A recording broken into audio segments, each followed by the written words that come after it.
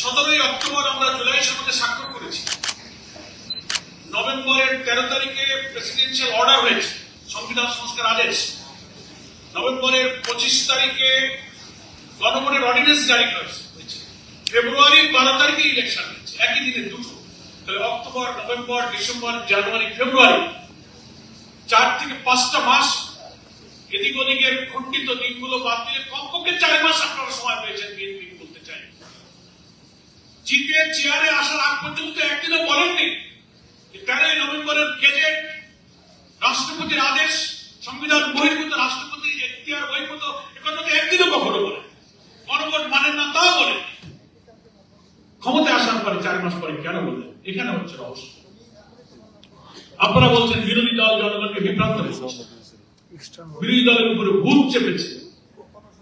জনগণ তো বুঝে ফেলেছে ভূত বিরোধী দলের উপরে চাপে নাই, ভূত সরকারের ঘরে ভূত চেপেছে। কিভাবে চেপেছে আপনারা পাবলিককে কনফিউজ করছেন। পার্লামেন্টে একেবারে ঐক্যবদ্ধ কমিশনের বই হাতে করে নিয়ে বলে যে আমরা এই জুলাই সনদের সব অক্ষরে অক্ষরে মানব, বলে না?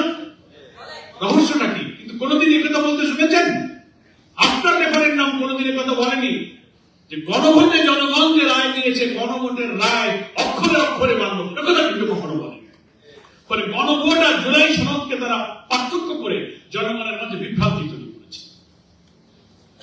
প্রেসিডেন্সিয়াল অর্ডারটাকে ওনারা পার্লামেন্টে মাননীয় স্বরাষ্ট্রমন্ত্রী বলেছেন এটা হচ্ছে জনগণের সাথে অন্তহীন প্রতারণা। এটাই যদি অন্তহীন প্রতারণা হয়, 4-5 মাস পর যে কথা আপনি বলেননি, মনের মধ্যে পায় না, খাওয়া দাওয়া যদি বদ হজম হয় অনেক সময় ঢেকুর দিয়ে থাকে তো বেরোয় যায়। পার্লামেন্টে এসে উনি কি বললেন যেটা আমাদের খেলাফত মঞ্চের আমির সাহেব বললেন। এখন আপনি বলছেন এই যে আমরা বলি যে আপনি হাতে ভোট দিলেন কিন্তু গণভোট মানলেন না।